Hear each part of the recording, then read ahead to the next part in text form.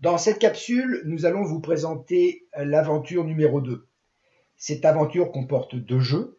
Le jeu 1, la clairière de la mort, et le jeu 2, le gardien du seuil. La clairière de la mort. Tout d'abord, nous allons vous présenter la légende. Lorsque un joueur tombe sur un pilier solide sans fissure, aucune pénalité n'est retenue parce que votre courage a été plus fort que votre peur. Lorsqu'un joueur tombe sur un pilier fissuré, celui-ci recule de 2 cases, car vous manquez de confiance en vous. Dans le cas où vous tombez sur un pilier brisé, vous retournez à la case départ car vous manquez de courage et de persévérance. Le pion noir représente la force nuisible de la peur qui cherche à vous empêcher d'aller jusqu'au bout de votre mission. Vous déterminez ensemble celui qui commence le défi. Il lance le dé blanc et avance du nombre indiqué en suivant l'ordre des nombres sur les piliers. La légende vous indique où vous en êtes rendu. Le pion noir jouera à votre suite et c'est vous qui lancez le dé noir pour lui.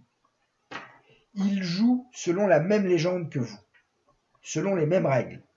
S'il tombe sur une des cases qu'un ou plusieurs de l'équipe occupent lorsqu'il joue, le ou les joueurs retournent à la case départ.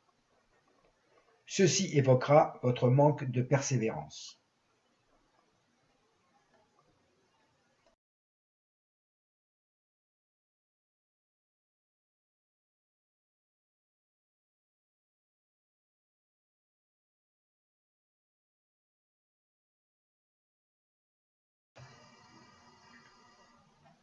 Voici maintenant le jeu 2 de l'aventure 2, le gardien du seuil.